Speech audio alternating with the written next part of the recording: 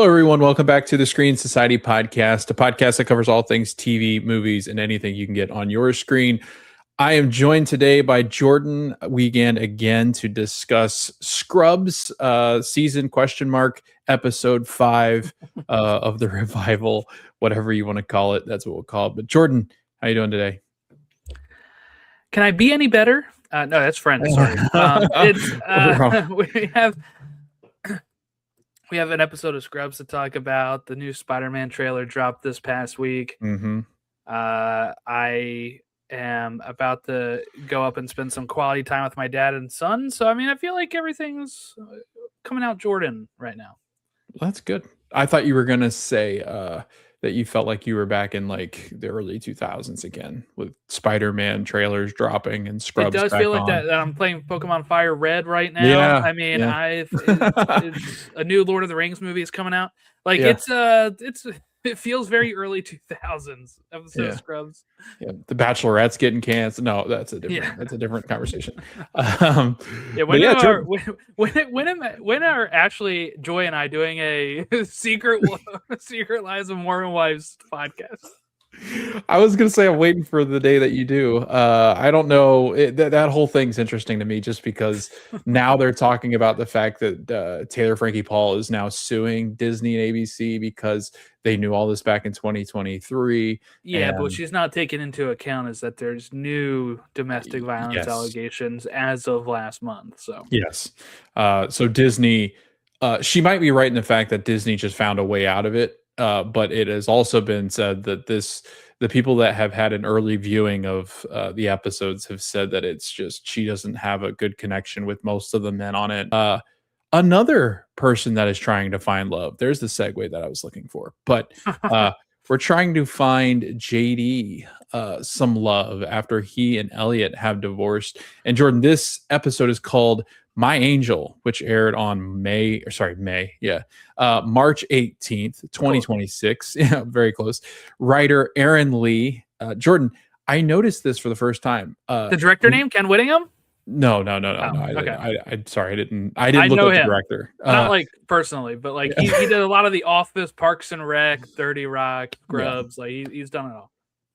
So Jordan, on IMDb for the first time, Vanessa Bayer is above Zach Braff in the order of of stars in this show, which is very weird. On like IMDb, usually Zach Braff and Faison are usually 1 and 2. Yeah, because they're the regulars. But I guess Vanessa Bayer is a regular, but anyway, the top billing people are probably goes Zach Braff, Donald Faison, and right. But I'm guessing IMDb is having some sort of they have issues. Weird thing there.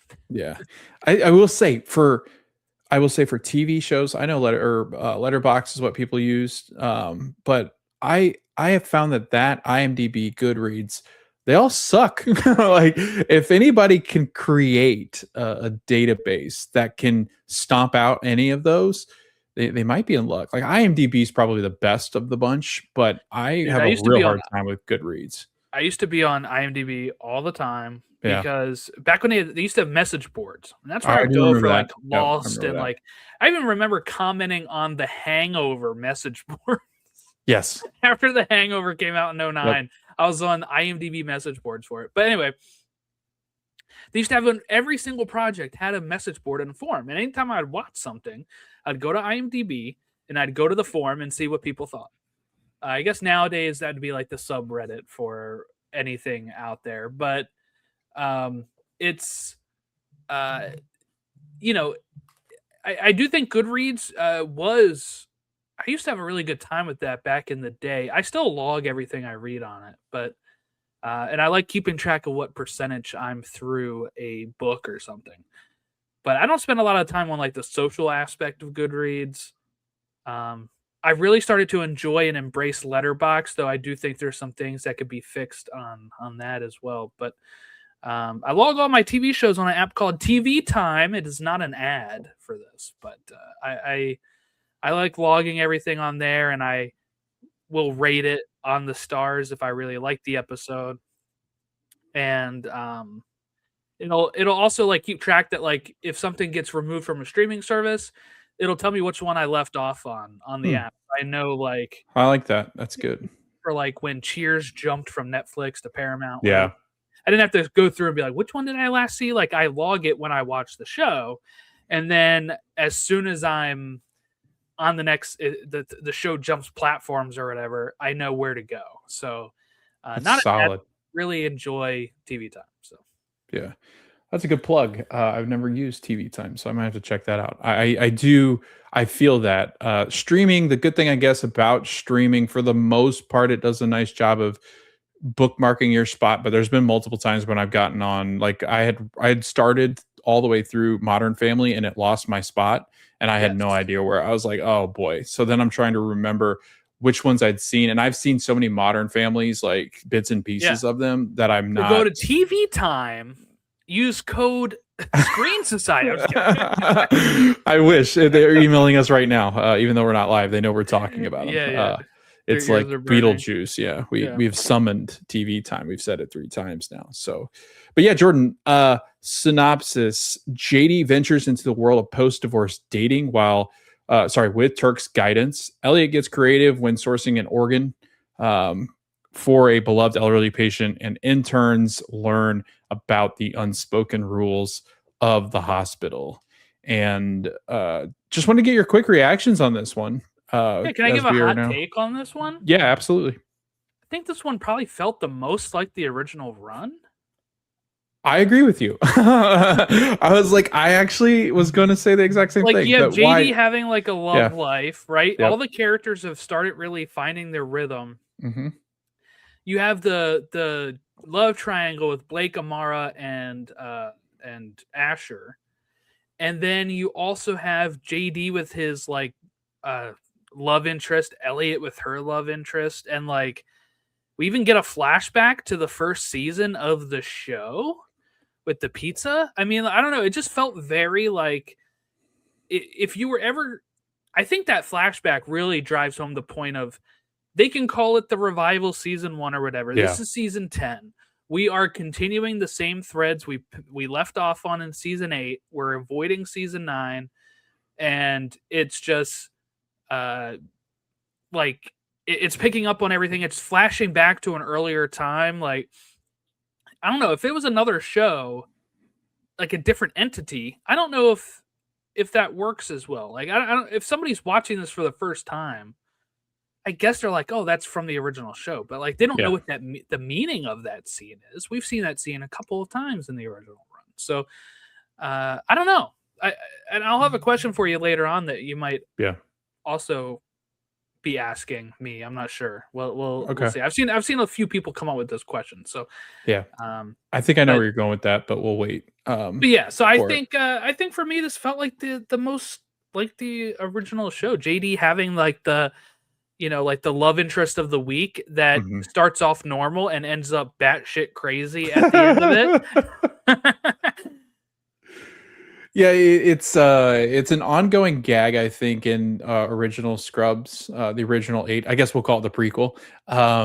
But it's a running gag, Jordan, that JD is picky, but I can't blame him in the fact that like he picks some off the wall crazy people. Like, well, it's like the Tara Reid run, right? Yes, like that's exactly what I was going to talk about. And then like the mask slipped, and yes, she's like crazy at the end. She's the like, big time smoker and crazy, and and she's like cheating on him or whatever. Like, I've seen some people complain about that back in the day of just like not back in the day, but like seeing it complain now that back in the day they would always pull the rug out from a normal love interest, so that way to kind of prop up, I guess, the Elliot JD relationship or something. But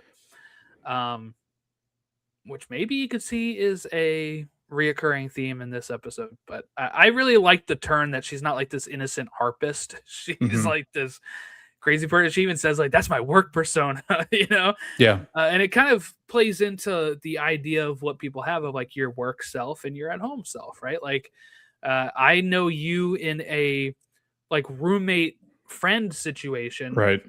When you're working, you act different, right? Like same thing with me, right? It's just how it is.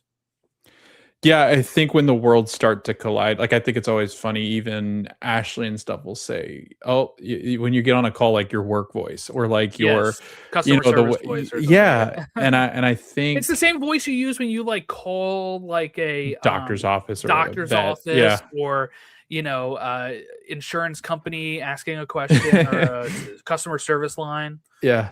I think, again, I think it is a persona, and I think that, again, we'll talk about this with Lily, who is our harpist that we'll get into with JD. She talks about her persona and what she puts on, and but I think talking about the relationships that JD has had and the way that this felt like you have been saying, this felt just like how they had written JD and Elliot in the first 8. And I think that's what made it feel like home. But now, Jordan, we're really starting to elevate, which I think Scrubs does so well, where I've seen like my wife watches Grey's Anatomy, and I've seen other shows that have kind of struggled to bring along those characters that they're reviving the show with. So, for instance, a lot of these shows will bring back a core 4 or 5.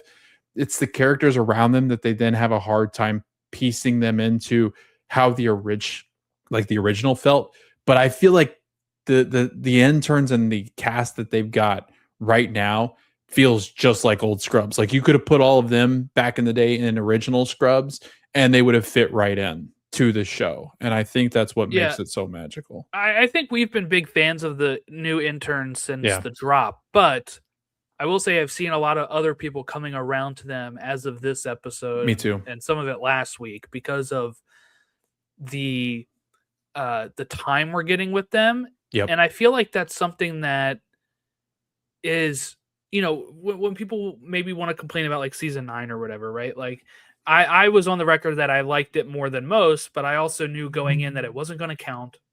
It's alternate universe, whatever, right? Like so that kind of helped me sit with it a little better. But if you look back at that season, they have Donald Faison and John C. McGinley there as full time members, but like Sarah Chalk and Zach Braff kind of have some episodes. Like I think Braff's in like 6 of the 13 or something, and I think Mhm. Sarah Chalk is in like maybe 6 or less of the 13. And I think, you know, they were trying to transition it. You had a different you had the confusion part was you had like JD narrating, but you also had Carrie Bish's character Yes. narrating as well, which created a little bit of a contrast. I feel like that wasn't working as Yeah. well as like this, where you still have, you know, JD as the main character, but now we're getting more time with these characters. They don't feel like they're replacing our main characters, which I think is what drove a lot of people away from season 9. But then, as I mentioned before, season 8 had interns as well, that they didn't give them the time that these interns are getting, and they are fitting in way more, I think, than those season 8 interns, you know, other than like 1 or 2 in the season 8 that they really focused on. Some of those people were not as frequently popping up the way that these are like main characters, right? Like Asher, we see every episode. We see like Mhm. Amara, we see Blake, we see all these characters every single week. And I think it's doing a very good job to not have me think constantly, where is Perry or where is Carla? Yep. Where is this is another episode without Carla, right? And I didn't really think about that at all Right. because we have our main 3 and then we have these other characters that are frankly holding their own, I think, on the show so far. Yeah. I think the benefit of that is having these other characters now that we can kind of lean into. I think the benefit of that is that we get to build new characters, and you and I have uh, the ability to kind of understand, because we are so wrapped up in the Bill Lawrence universe, because Bill's going to ultimately be the one that stamps approval on all of these shows after he's seen them. Even if Zach is working on them, Sudeikis is working on them, Siegel, whoever it might be that's working on the individual shows that exist outside of it in the Bill Lawrence universe. But Jordan, what we have come to know with Bill and his kind of tree of writers and directors and actors and actresses, they are so good at character building and doing so with a massive cast. And that's something Ashley and I talk about where, you know, Friends was centered around six friends. Outside of that, it didn't really build a ton of characters. Like you had side characters but the core six were at the forefront. Cheers, same kind of thing. Like Frasier. I mean, all of those shows did center around a more of a core group. But I do feel like Bill Lawrence and them have a better understanding of how to build out characters to where you really do grow attached to so many of them throughout his shows. And I think that's something that he's doing well with Scrubs now, is that he's done it with Ted Lasso lately. They've done it with, like, you've just watched Cougar Town. They did it with original Scrubs. They've done it with Rooster, from what I've heard. So it's just it's an ingredient that I think Bill Lawrence and his crew have to be able to bring in new characters that we don't really have any knowledge of, and help you build that relationship with those characters in a matter of 4 or 5 episodes. So I think that's what's really cool about Bill Lawrence and his stuff. But yeah, let's jump into the episode. It starts off an AI monologue. Jordan, we're talking about some real world stuff in this episode, much to what TV is nowadays. They face a lot of real world situations, and this is very true. I mean, he's talking to the AI robot, asking about how drugs interact with other drugs so that he can prescribe Mr. Miller, his patient, medicine that won't necessarily interact with the other and negate the effects of what it might be able to do. But Jordan, Estelle, the AI bot, much like it always does, if you're talking in Siri, all of a sudden will say, "I'm sorry, did you need more information on that?"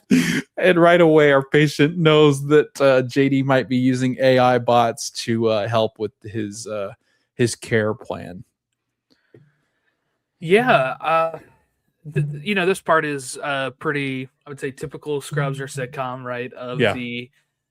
So I was just thinking that there's actually a interaction between those two medicines, and then the chatbot or Siri or something like you said, being like, and him trying to play it off of, "Oh, thank you, nurse," right? Like, yes, thank you. Yeah.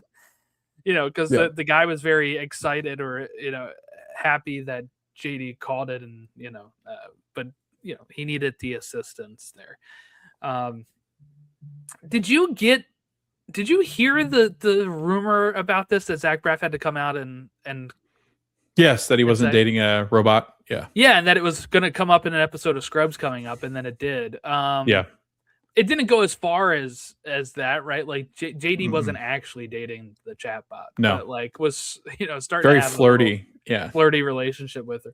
Yeah. But I thought that was funny. Like this is a real thing that people do. Some of it turns out really tragic. There are some of those chatbots that, look, I don't know how this stuff really works, but it learns stuff from how you talk. You can tell it to act in a certain way. But like some people have killed themselves over this stuff and like have claimed that the bot is egging them on, and they read back the transcripts of that. We also have people having there's a subreddit called like "My Girlfriend or Boyfriend is AI," and it's like a thing for people to be like sharing that they're in a relationship with these AI chatbots. There was a story I read about a guy who kind of fell in love with a chatbot, but he is married and has a family, and then like asked his AI bot to marry him as well. So he's got like 2 wives, an AI wife and a real wife. Yeah. So I mean, maybe he was inspired by that. Yeah, but maybe he's in that show next. Yeah, my wife and my AI girlfriend. Yeah, coming. Right. So it is a real thing that people are doing, and Scrubs talked about it in the pilot, the male loneliness epidemic. Some of that stems. It's some of it kind of ends up in this way of where especially during COVID and right after COVID. So during COVID, we were not able to really talk to a lot of people in person. And a lot of people have lost social skills due to this. And then AI chatbots come out, and some people have started to lean on that, right? They don't feel like they'll be judged because it's not a real person. And then they develop like a codependency with it, and that's what this episode's kind of playing off of. And we see the IT guy, his name is leaving Rafi. me right now, Rafi, right? Yeah. Is like full on in a And love and relationship with dating. his AI. Yeah. Full on arguments, like marital issues almost. Yes, it was a very like, why are you giving me attitude about being late or whatever, right? Yeah, it's an interesting dynamic, and I've always said this, and this has always been a thing for me, is I am not one that fears AI like people do. I know that the harm it has on the environment is not good. I have never been the anti AI when it comes to using it as a tool and only as a tool. When it steps into the world of creative, or where we think that AI, we treat it as a human or a companion, that's where I set up my guard, because again, it's just as the generation before us who were scared of robots taking jobs. We adapt, we learn, and now those jobs are not necessarily, while they might have been replacing a human then, they have now found, now there's a 2,000 more jobs on operating these computer. You know what I mean? Like, there's always that, and there's always going to be that. I don't like, if we become too dependent on technology, yes, that's a concern. But I have only ever used it as a tool, and only a tool to help me in doing things. I'm never going to have it interacting. And people are, then they start to get into that, the robots are going to start attacking us and stuff like that. I was like, this is not, so here's the thing, right? This is not like, everybody uses the word AI. It's not really AI. It's not really artificial intelligence. Right. It's an LLM. It's a learned language model. So it doesn't, it just tells you kind of what you want to hear. It doesn't really give you, like, it doesn't actually have thoughts and like intelligence. That's the thing. I'll say this: I've still never used any of these to like search anything or ask anything. I've never done that. Back when it first came out, back in like what? Oh my god, probably 3 or 4 years ago. Yeah. I used it to like make some images, and that's before it could even get faces right. So it would look like really scary. I was gonna say, yeah, the faces were almost monstrous looking. Yes, yeah. And I kind of stopped playing with it around that. It kind of lost its allure to me. But you know, there are some scariness of, you know, not being able to tell what's AI anymore at some points. But that's separate than the LLMs, right? And now, like, I've had to start learning how to use it because of my work is starting to do this kind of stuff, and so we all have to learn it. We all have to take these courses about it. But I've still never actually typed in a prompt on any of this stuff. So I really only hear about it from like articles or stuff about it. Yeah. To do simple tasks, to come up with recipes, to summarize articles, to summarize things that you're just not wanting to read. Like, my work is leaning fully into it. Medical, I hate to tell everybody, but medicine has completely leaned into it at this point.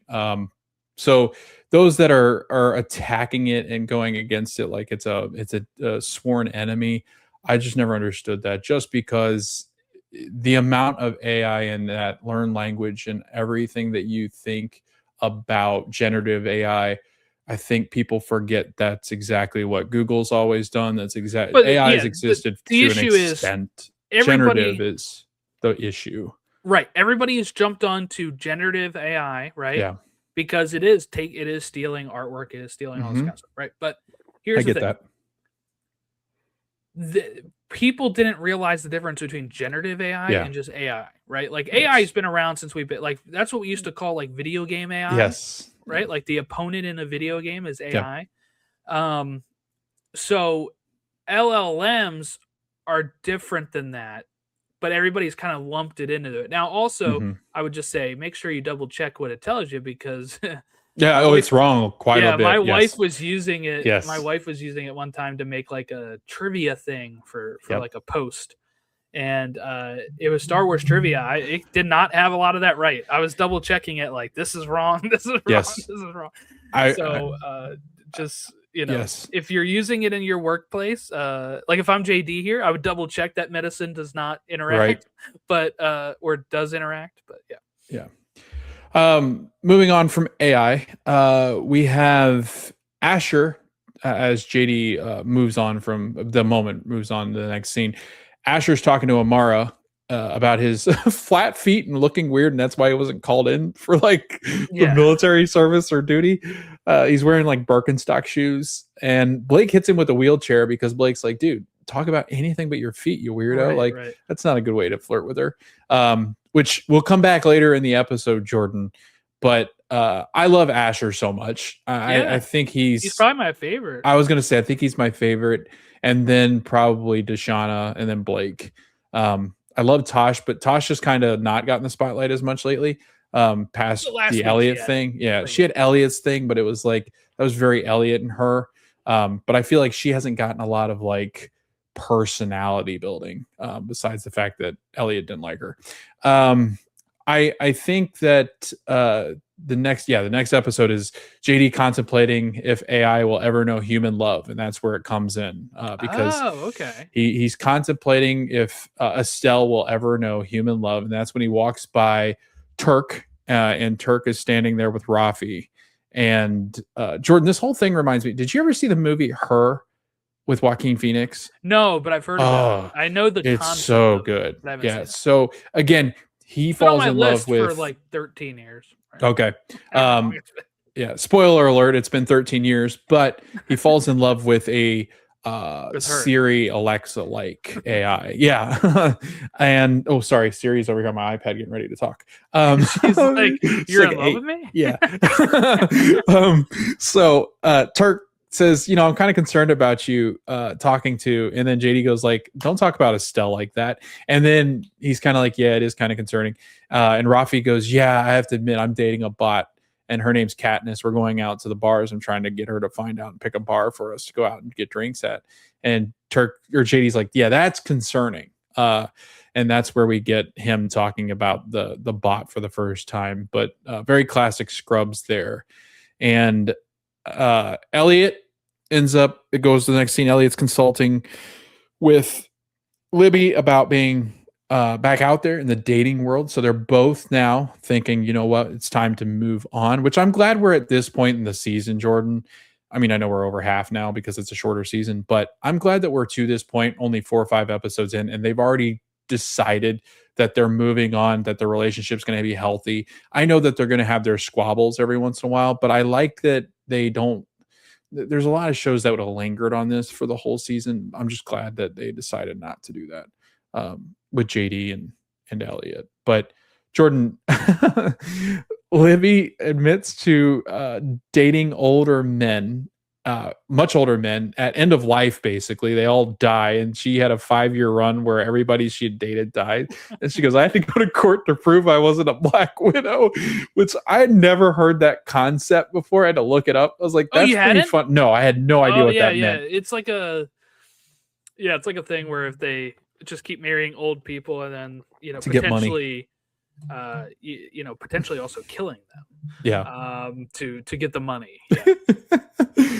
Yeah. And then Elliot goes, "No, I don't know if I want to get back out there."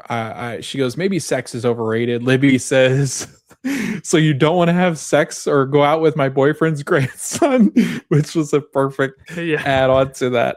And then she talks about being under the blanket together, and Elliot's like, "Yeah, I love just being under a blanket in this office together." And Libby goes, "While I experimented in college, I don't think I have interest in that." And that has always been a running joke that Elliot's always kind of swung both ways every once in a while. Like that's what's always funny to me. Like Scrubs continues to throw Elliot into like these bisexual moments of like she might be interested in women, but has dated men. So I thought that was a funny one because it kind of leans back into Elliot's whole where her mom thinks she's a lesbian to start out with, and that's why she doesn't date and have success in the first original Scrubs. But I did want to get your thought on this. So as far as Libby is concerned, right? You and I have talked about maybe she's kind of fills in for Kelso-ish, maybe some Ted. Like, how do you feel like she's done, like up until this point now? Because I know a lot of people are divisive on her, but just moments with Libby. Are you digging Libby? Do you think she's a great addition to the cast, or are you kind of like? I had to keep thinking who you meant by Libby. It's Sibby. Sibby. I wrote. So the whole time I'm going Libby, and Jordan's like, no. Autocorrect it. Yeah. If you typed in Libby, it probably autocorrects. It autocorrects because it's not a real name, right? But that I know of. But No, I think I think she is probably one of my favorite parts of like, you know, I don't know. I feel like they've nailed it when we talk about the side characters. Like the charge nurses are great. The Sibby is great. She is Mhm. kind of fitting into this. I would say she's more of a Ted role Yeah. than a Kelso. But I guess she kind of did have. Well, no, I guess it could be either way with the Ted or Kelso. You know, when she was telling that one patient. Yeah, basically get out of my hospital if you're just gonna take up space. Yeah, that type of thing. It's Yeah. like that could be, Kelso was chief of medicine, so he'd be in charge of that. But like the lawyer part of Ted would be kind of wondering what's going on with that kind of stuff. So I mean, I do think she's probably fitting in more of a Ted role for me, which is where she can just come in and and this is how she was on SNL too. She can just make a something funny that is, I don't know. I feel like if you write this down and say it, like it really depends on the delivery because while I do think it is funny, all this stuff, the way she delivers this stuff makes me laugh. So, but the little snippets we get of her real life, with the Black Widow thing, um, For taking shots and stuff last episode or yes, 2 episodes yes, ago where yeah, she's a drunk and a she's a gambling addict. gambling addict. There's a lot here with, and then how like business she is when it becomes like time's up. Yeah. They get back out there. Yeah, get out. The break's over. I'm gonna have to write you up if you don't get out of Yes. my Very lovely by the book, space. but tells JD not to use nicknames, and then goes Yeah. on a whole like nickname rant with Asher right when he's Yeah. doing so. Yeah, She reminds me a little bit if you mixed Dwight and Creed from The Office, like that kind of dark stuff she says, and you're like, what the hell was that? And you yeah. kind of have to like rewind and go, did he really say that? It's like you have to do thing with Sibby, but then like with Dwight, kind of that rule follower, but almost to an extent where like it is to the nth degree of like it is Mhm. this, and then you need to get out. Like timer's up, get out of my space. Like that it Right. is, but it also feels Kelso because that's what Kelso was. Kelso would have these moments where he'd break a little bit, and then all of a sudden he gets real hard again. It's like, dude, what the heck was that? So Mhm. I thought that was funny.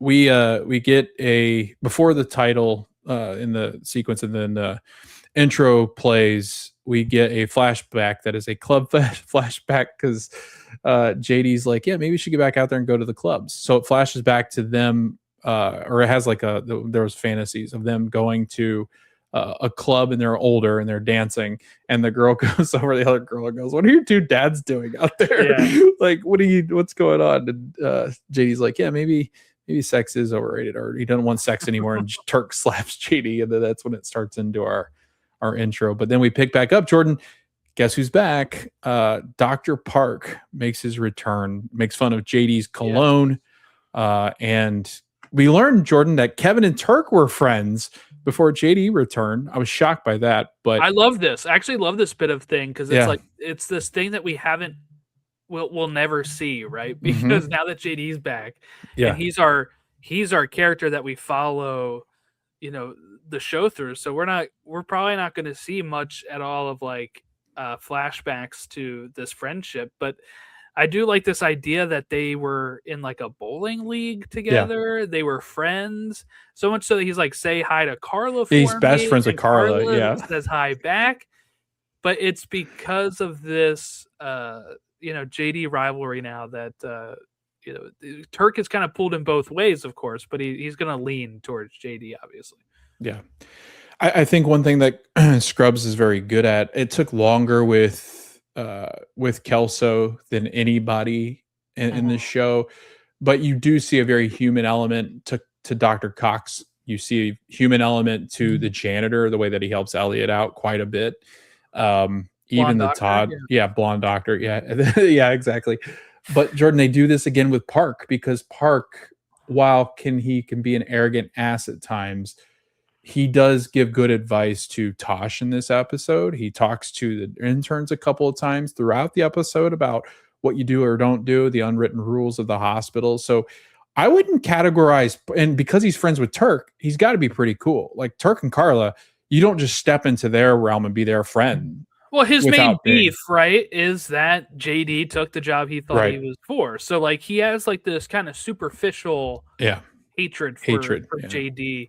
We know that Cox mentored him as well, right? yeah. So, like, there's all these people in JD's life that have been interacting with Dr. Park that we Hmm. have not seen that. I'm really curious because now I'm thinking about that best friends barbecue episode.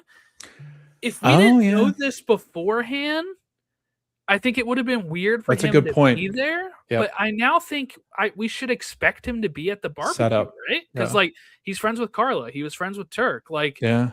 That's a good point. Even if JD is like, "Hey Turk, why'd you invite Park?" He'd be like, "Dude, I'm on your side, but Carla still loves this guy." You know what I'm Yes. saying? Like Yeah. it could be something as simple as that, and it gives him like if we didn't have this setup and if he was in the barbecue, I'd be like, why did they invite Dr. Park? Now it kind of makes more sense if he's in that episode. I mean, obviously I don't know, but Right. I'm assuming he is. I think that's a really great point that you make. That's a great setup for him.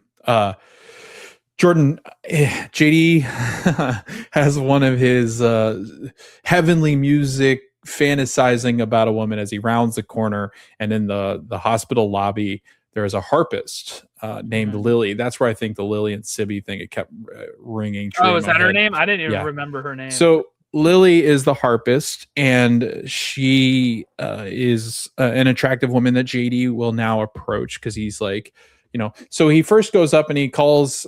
He's trying to say that the music she's playing is beautiful, but it doesn't come out. And he calls her beautiful, and she goes, She "What? doesn't hear him. Sorry, I didn't hear you." And he Thank goes, God. "Oh, good, thank God, second chance." And then he goes up and he says that you're playing really struck a chord with me, which is a Yes, great nailed it. pun. And he goes, nailed it, just like JD. And it's just, again, like you said, it had such a good Scrubs feel. It felt just like I was watching back in 2008 or whatever. And Jordan, she goes, I'm nobody important, because he's trying to figure out who she is. And she goes, I'm Lily, nobody important unless you've read Harp Weekly. JD then goes, yeah, I read it all the time. And she goes, okay, never mind, I lied. I'm not actually in that. I'm actually I nobody. mean, because what are the chances that this guy reads Right. Art Weekly?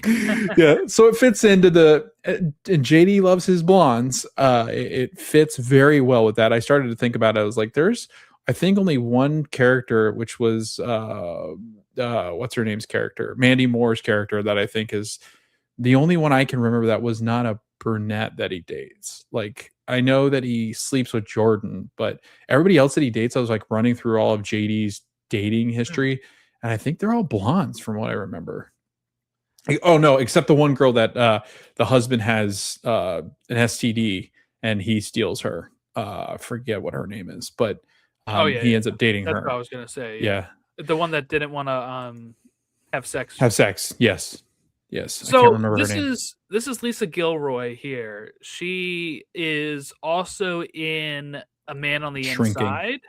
She was in Shrinking, which I haven't recently. got to those episodes yet. Yeah, these were the last two episodes that she was in, so it was like a real Yeah, weird. yeah. Yeah, But she was in A Man on the Inside, which is a fun show on Netflix. We have Brooklyn Nine-Nine. She made an appearance.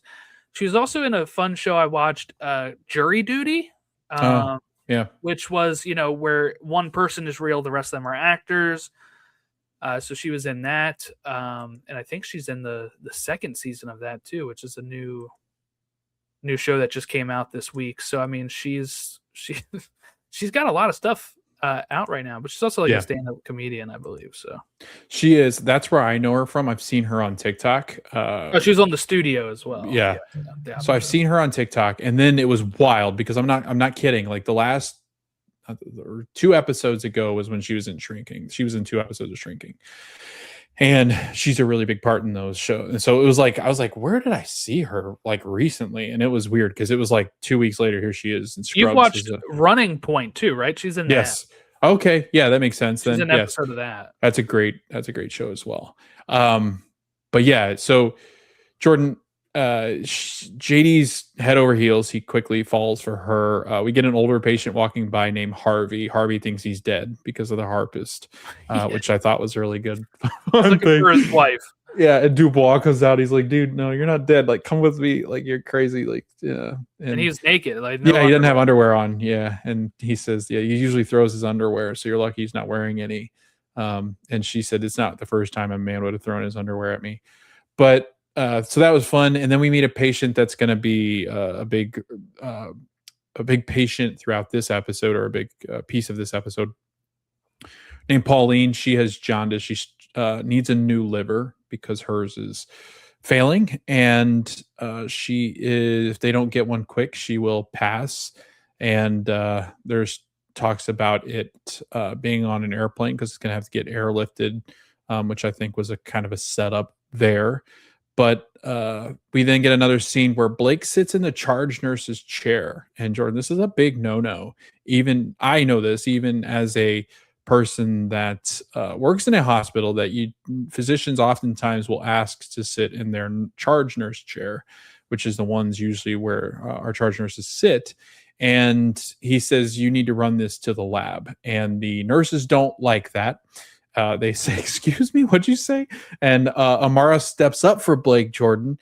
And this is where we get a first little big hint of Amara has a little thing for Blake now. So that's going to add an interesting level of things, because Blake's been trying to help Asher, Jordan. Blake is not the bad guy in this situation, but now Asher kind of views him as the bad guy in this situation because Amara has eyes for him, while Blake's been trying to help him as a wingman for like 2 episodes now.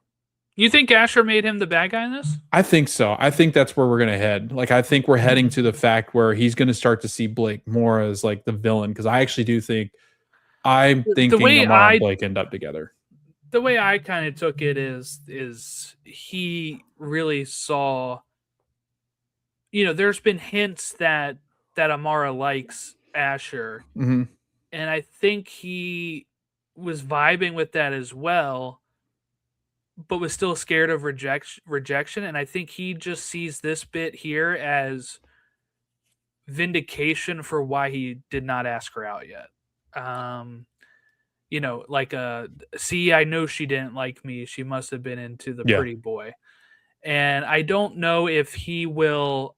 I don't really see him taking it out on him. I think if anything, he'll kind of like be very self-deprecating and kind of like, either I missed my shot, or why would she ever have liked me when I'm standing next to Blake? And I don't know. I think obviously Amara likes Asher as like I think it's like this might sound bad, it's like she likes Asher as like the good guy that she could see herself getting married to. And Blake's the bad boy. And Blake's the bad boy that she wants to, I don't know. She does call him Batman and Bruce Wayne in this episode. Yeah, because he's got like the brooding. And that's the thing, dude. This is a whole other bit that maybe she didn't find him that interesting until seeing him in action. Yeah. In this moment, and being calm and going through a traumatic experience with him. And then also seeing how he's handling it with that guy who, like, he doesn't hold a grudge against the guy that robbed them, and he ends up trying to say, hey, get some help. She's like looking at this as like this altruistic, move from him, and it's like painting him in a different light that she didn't see before. But I think Asher can still bounce back from this. I still think maybe long game is Asher and Amara, but I think this little Blake thing is a ripple. Yeah. We'll see. I just think because of her longingness for Blake, at the end, we see her kind of fantasizing as he's talking to the one patient, when I think she sees a very soft side when they're sitting in Sibby's office as well. I think Amara is keen on him. I think it's a very Scrubs-like thing to do, to add Blake in as then, because if they just kind of let Blake exist and then Asher finally admits and asks Amara out, that doesn't really set up conflict. So it's like, okay, there was not really any conflict there. Where I feel like Scrubs has always kind of leaned into, let's create some conflict here and have Blake and Amara start dating, and Asher's upset about it. Then he can be even more self-deprecating, because then he has to play political to be nice, because he had his opportunity, he missed the window. They'll eventually get down and get together, but she's going to go through her Blake phase at some point. And Blake says, and I think there was a point to Blake saying, you better ask her out before I do. And then he says, I'm just kidding, I wouldn't do that to you. I think we're headed for this to be a thing, to then try to, I don't know if he does it on purpose to try to get Asher to do it, because I could see that because I've seen that in other shows where he's like, no, like we should go, let's go on a date just to make Asher jealous, and then Asher will finally ask her out, and then Blake can go, see, how hard was that to ask her out? But instead, he doesn't want to actually date her. Or I could actually see them becoming an item, and then you have this where Asher is kind of looking on from a distance, saying that could have been me, kind of thing. But the whole reason that was set up was Park was telling them about, or Blake and them are talking about it. They're all taking the fall for who had said that about the nurses, and it was really funny nod because Dubois and Nurse Raymond say that pizza fixes everything, which I think was a slight at pizza parties fix everything. And so that's when Amara and Blake decide they're going to go get pizza for the nurses to apologize for being rude to the nurses and trying to get back on a good note with the nurses there.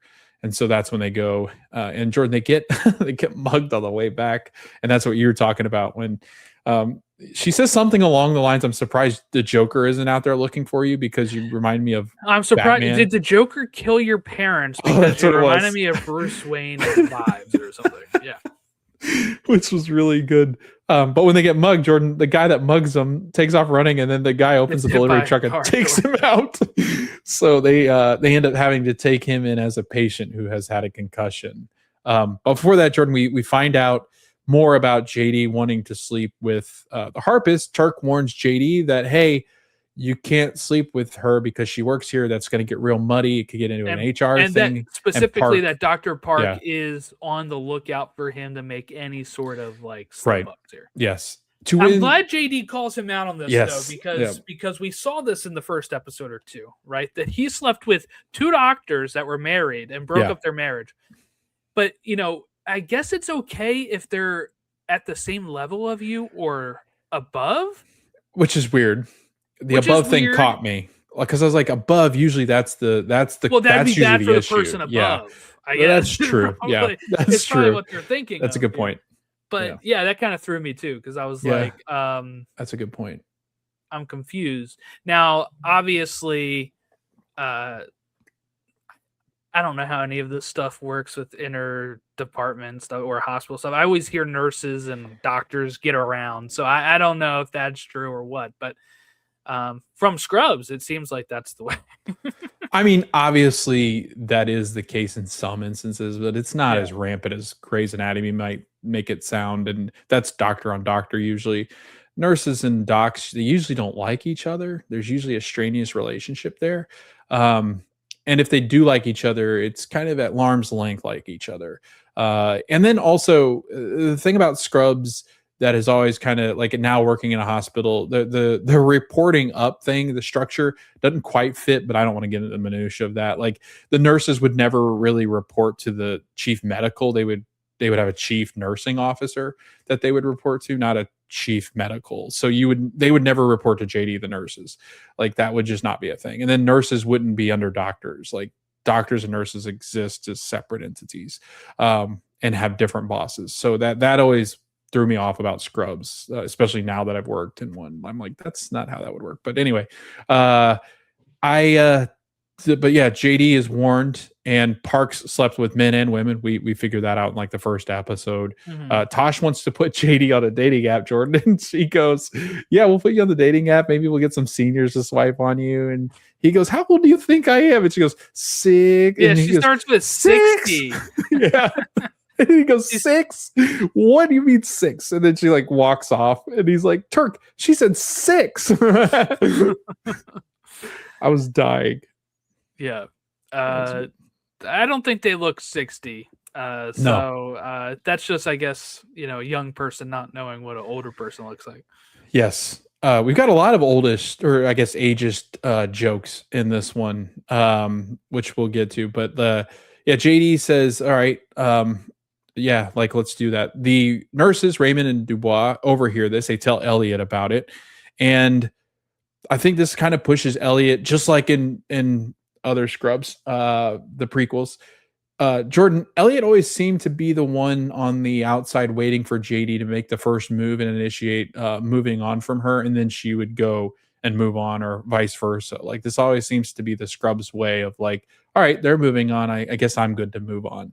But I think it's healthy. Like I think the way that they handle it's pretty healthy. But Dubois is like, divorce like a man. Get crazy. Go Be sleep with messy so everybody. we have something to talk about. Right. Which was great. Yeah, so they let's see That where else we're beautiful going. queen. Yes, I love that. Asher. Trying to think of where I want to go to next. So yeah, Elliot and Asher go in to talk to Colleen. They go in and they are asking her what she wants to do when she gets out of there. She goes, "Hey, let's just worry about getting a liver first." And then Elliot gets a text message that the liver cannot be used because of a disease. And so they're going to have to go break that to Colleen, who is still waiting on her liver and could lose her life if she doesn't get one soon. We then have a runaway harp. Jordan, as Lily is starting to leave the hospital, the harp outruns over JD and she asks JD out on a date. And JD says that he has a problem with it because then an internal monologue goes on that he was thinking about what Park had said. And he goes, basically, screw Turk. I want to go on a date with her. And he goes, I got a problem with it because I should have been the one to ask you out. We also got a great line in here, Jordan, that said that the harp is the second most deadly weapon or deadly instrument. And JD goes, I know the first, it's a tuba. And she goes, how the hell do you know that? And he goes, because I got stuck in a tuba once. I was like, what? Yeah. Stuffed in one or something. What the heck? Yeah. But yeah, Jordan, we get JD on a date for the first time in 20 years. And he has a fantasy of like what he will say to her first because it's been a while since he said that. And the first thing he wants to say in his fantasy is "Great day, how are your boobs?" Which I was like, yeah, that's typical JD. But then we learned that that was not actually what he says. And she tells JD that she wants to drink and sex, and dating has changed for JD. But anything you want to add on any of those scenes? Yeah. Can you hear me at all? Yeah, I can hear you. You're just frozen. You're fine. Okay. Yeah, I froze up. Yeah, that is interesting, right? She's like, I'm going to tell you how the date's going to go. And you're thinking like, all right, we're going to have a drink and then we're going to go home and not do anything. And then she just wants the drink and then sex. So we get Turk talking to Elliot, and Elliot's like, Turk, can you do anything to move our patient up? She goes, or Turk's like, I got some connections. Let me call around and see if I can do anything about that. But Turk goes, I'll call JD and see if he can help out. He calls JD. He finds out where he is. He's not in the office. He's out dating Lily. And he again tells JD that, he's starting to tell him that he thought it was this was when he was like, this was a bad idea. That he doesn't really think that he should be dating it. And it's the call back, right? That he finds out that from Park that Lily is a volunteer. And so the rule doesn't apply. Not actually working. She doesn't actually work. Yes. So she's a volunteer. She doesn't actually work at the hospital. So JD's free to have sex with whoever he wants, as long as it's a volunteer. And so he's all aboard. He's like, you know what? Perfect. So he goes, let's go back to your place. And they do go back to her place. We have JD going there and they start to make out. And Jordan, she is just as crazy as you would expect because as she starts to get into it, she's yelling different things. She's urging JD on. She's trying to turn him on. She like licks his face at one point. She calls herself because she's taken a Zoom class in self-pleasure. She then calls herself Minerva, the divine, what is it called? Minerva, divine sex witch, crypto whore. And he goes, that's weird. I've never really met a sex fort there or a harpist before. It's probably not the norm. And she goes, she calls herself that. And then he says, I've been meaning to get into crypto. Yeah. To which I knew you were like probably fuming because I know how much you love crypto. I thought it was funny because it sounds like a sex joke, right? Yes. Like I've been wanting to get into that. Yes. JD develops a safe word. It's razor. And she throws him onto the bed. She starts to yell, choke me to him. And then he looks over to his guess his left, and there's a pizza box on her bed, which to then she tries to say, "I've been a slob," almost You, like spank me. you called me all messy Westy or whatever. Yeah, You're talking like baby voice. yeah, it's really weird. Like she's crazy. And Jordan, she looks over to the pizza box and has a flashback to this is season 1 of Scrubs, isn't it? Like this is the episode they get together. So it's like 15, I think, episode 15 of season 1 or so. It's close to later half of the first season. It's when Elliot and JD are in bed all day and have sex all day and sex on the floor and eat pizza all day. And it's one of the most memorable Scrubs episodes because I always remember this episode when it comes up in that first season. And Jordan, there's been a lot of discussion online about this, particularly about the pizza box and Elliot. I don't know if this was your question before. This is where I thought your question would be. Yeah, this is. Okay. So is it the fact that is he thinking about Elliot, or was it more of just using that to kind of like be this moment of closure and moving on situation? Or is it more like he's actually still interested and in love with Elliot? Yeah, I think you could read it both ways. Even his look at the end while she's talking to the helicopter guy or whatever. It's like, you can have this, or the pilot, whatever. You can have this work both ways so far that I don't know which way they're going to go. Mm-hmm. You would think if they broke them up that they want them broken up and they're not going to get back together. But what you could see this doing is this does happen in real life as well, right? Is people break up and then they realize that maybe they were best together. Yes. And maybe they, and I actually don't have a preference to either one here because I'm not like a full shipper of Elliot and JD or anything. So for me, it's just about, I'm very curious to see where they go with it because it can be still valuable to have this breakup and have them kind of have some more struggles on screen that then can get resolved because they realize that they are meant for each other. Or look, we know that he was the one that didn't end it either. So it could even just be one-sided here where he's like, damn, like I still love her. We know she's the one that ended it. So, it could be just on his side of things as well. And maybe Elliot doesn't feel that way, but I just thought it was really interesting to have this scene in it. Because I'm like, do you put that scene in it?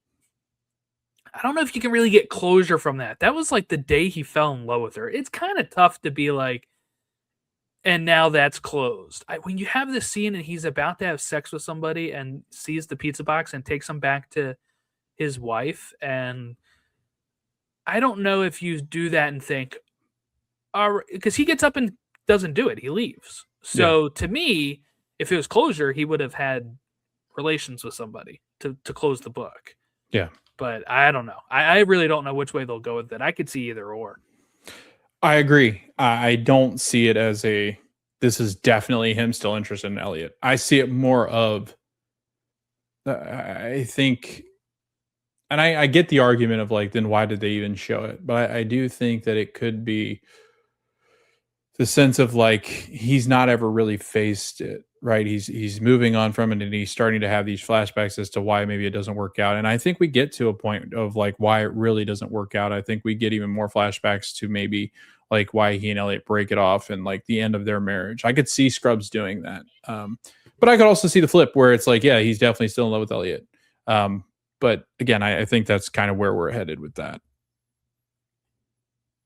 And I think we'll head off into that final scene, or I guess the final scene after Elliot's here. And then we'll talk a little bit about it and then kind of how the episode ends. Because again, like it said, I think it ends with the pilot having to, I think it ends with the pilot on purpose to kind of show that JD's okay with possibly them being together. It kind of looked more to me like a look of like, we're both moving on and I'm happy that we're both moving on. So maybe, I don't know, but like this last scene, Jordan, Colleen gets a new liver, the pilot that brought it. And Colleen, it is one that she has to kind of take a She has to take kind of a leap here. Apparently, Yeah. it had hepatitis C, but like Yes. they said the liver regenerates or whatever. I don't know Yep. any of this stuff, so I'm I don't like, know any of that. Yeah. I don't know what that means. Like, I guess I, it doesn't have it anymore. yeah. But yeah, I don't know. It's treatable. Things can happen to where I understood that part of like whenever they say like hepatitis is just a treatable thing. So I think that's kind of ultimately like it'll eventually heal itself.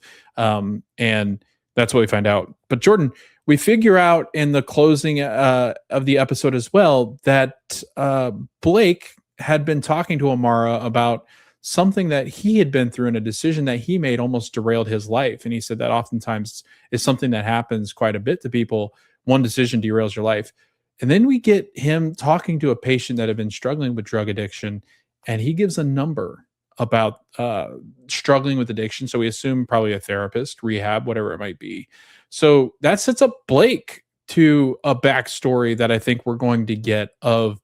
Yeah, the way he's been through a lot. Knew that the guy was going to mug them, yes, led to me think that he did that in the past. And yes, if he had like an addiction, sometimes people do that because they're at their limit and they need the drug. So yep, it was very interesting.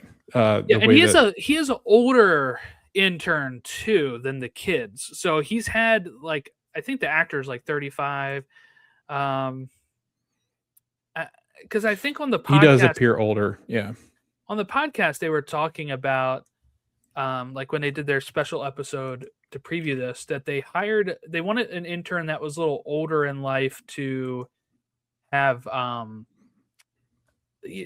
some people go back to school to do stuff after a while or whatever, yes. right? Like not everybody comes out of it as like a young kid. So that's what they wanted to do. And I the other ones are all so much younger. I don't think that's what it is. Yeah. So I think it's him. I'm trying to find an actual. I was gonna say I feel like Blake is definitely more seasoned the way that he talks. Yeah, he was born a year before me, so he's 35. So yeah. So he is the older one of the crew. Yeah. But yeah, we get one final scene after Elliot basically asked the pilot if he wants to grab coffee together with her, and we get JD nodding and kind of like, okay, like we're both moving on. We both moved on. I think that's a good thing. So we assume leaving this episode, that's what it felt to me at least.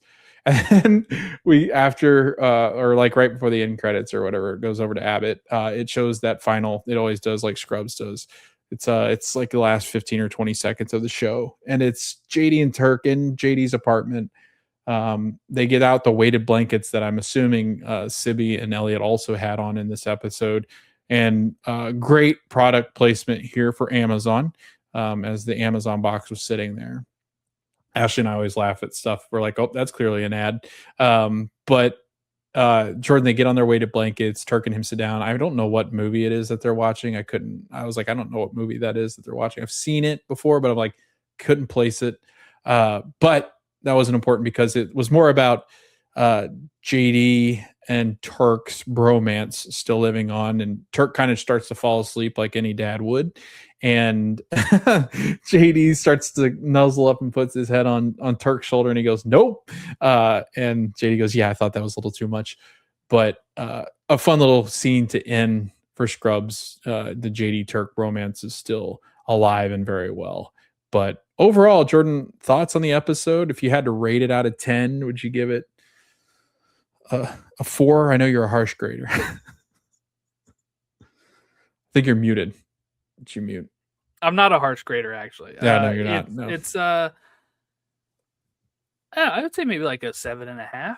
Like it felt the most like Scrubs. I don't think it was the funniest one we've gotten so far or anything, or my favorite one. So I'd say it's up. It's a good episode. Good episode of Scrubs. No, I'd agree with you. I put it right around on a 7.5, 8. I like some of the jokes. It did feel like a mid-season Scrubs, which was always a good episode, but never like the one that you're going to be talking about at the office the next day. But yeah, no, I really enjoyed it. I think we've got some things set up going forward for Blake and Amara, along with Asher. Deshauna doesn't really get a whole bunch in this. The only thing she got was that funny moment with Turk when Turk and Deshauna are doing a surgery, and Elliot's like, Turk, can you help me? and he's like, I got my hands inside this person right now, like I Yeah. can't really do anything Not about in it. the fun way too, yeah. Yeah, no, not in the fun way. But then Elliot's like, yeah, but I really need your help. And basically, she didn't want to follow the rules to get a transplant. And Deshauna goes, those damn blondes, they never follow the rules, which I thought was a really good line. But yeah, she had a good episode last time or 2 times ago. So they do a nice job of rotating the Well, interns. I know I you feel. said that we didn't get a lot of Tosh, but I will say Yeah. this is something I wanted to bring up. I really like this moment when Asher looks great acting by Asher, by the way. Like he looks like he's going to cry at this. When he Oh, sees yeah. Amara, like making Yep. eyes at Blake. But she says, just ask her out. She'd be a fool not to Yeah. say yes. And it's like I just really like that moment of her like having like compassion for this kid and like, kind of talking him up a bit. Amara probably still would say yes if he asked right here. I mean, at this point, it's just like, she's just admiring something Blake has done and has maybe a little crush, but she doesn't know Blake reciprocates that or anything. With Asher, she seems to be getting the vibes that, like everybody else in the hospital knows that these two like each other.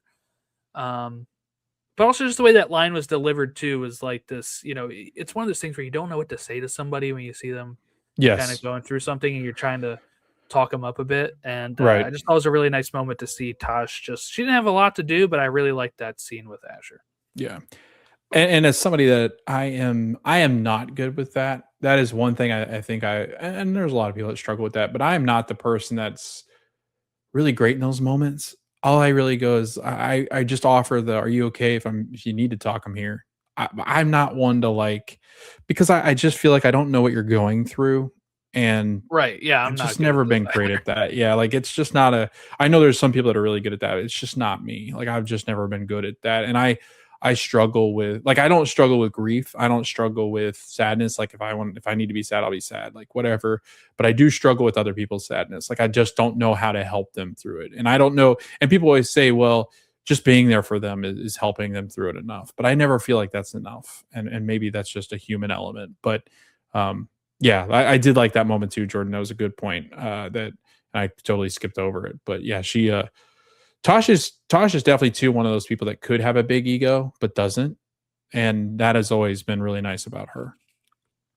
I think one thing that helps her is that she is an influencer, so she's used to kind of being, I don't know, putting it out there. That's We don't know true, how much like of her real life she puts out there or anything, right? but like, so she might have that feeling of I can maybe say something here to him. You know what I'm saying? Yeah, Like, she would be somebody that I feel like that would be outspoken because of her role of putting her life on socials, that she would feel comfortable to talk to somebody about their stuff.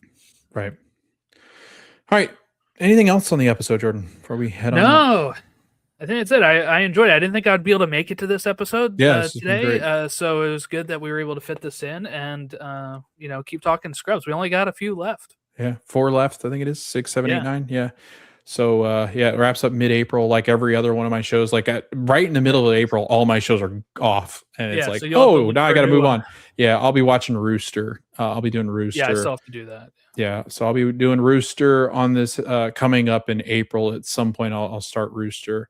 I think what I'm going to also do, Jordan, is I know you and I have to do Back to the Future at some point, Oh but yeah, I think what I will also start to do is ramp back up with, and I know you and I have done Believe Cast, but I think I'll start to ramp back up with at least season thoughts on Ted Lasso as we kind of ramp up with that over here Hmm. on this pod. So I don't know. I got to decide what to do. Maybe I'll do like a whole Bill Lawrence like ramp back up of like just different things. But I got a lot of different plans. I know Rooster's on the list of things I want to watch. But to be honest with you, Jordan, I think that the next thing that I'm truly looking forward to doing a huge, massive series for is Harry Potter that'll come out next year. But yeah. uh, I'll sprinkle in all sorts of different shows. We got House of the Dragon coming up. We have all sorts of Star Wars coming up. We got with Maul. We have Mando. So those Yeah. two are coming up pretty quickly. August will bring Ted Lasso.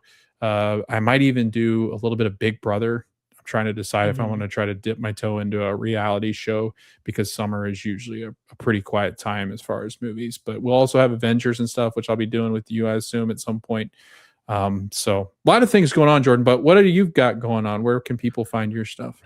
Yeah, well, if anybody wants a good show to watch, I just caught up on it. It's Paradise There you on go. Hulu. I'm gonna Yeah. there comes out Monday, so there's only 2 left this week and next week, and I'll be fully caught up. And then it ends next season. They renewed it for the final season, I think. So It's wild. it's a nice show. But anyway, we're covering Daredevil Born Again starting this week over on Soups and Sabers. So that'll be later this week. I think we'll probably be recording on like Saturday or something. So it'll probably be up like Saturday night, Sunday morning type thing. And then we're going to be building up to Supergirl, which is in June. It releases on my birthday. We got Spider-Man, Brand New Day, end of July. Like you said, we have Ted Lasso, which if you're talking about it on here with me, then I think we should just put it on Believecast as well. Yeah, Kind we'll of knock put it that out. everywhere. Put it Yeah. everywhere. And so that's coming up in August. We got a pretty packed bit here. Like you said, Mandalorian and Grogu. For Maul, I'm not doing weekly talks. I think Ron and I are just going to do a end of the season discussion because that overlaps with Daredevil, and I do not think I can do that. So I think they're dropping 2 a week too. So it'll be done by May 4th, I think. So we'll probably just do Maul Shadow Lord in one episode. But yeah, so I'm really looking forward to everything we got this year. It's another fun year, and can't wait to see what happens next in Scrubs.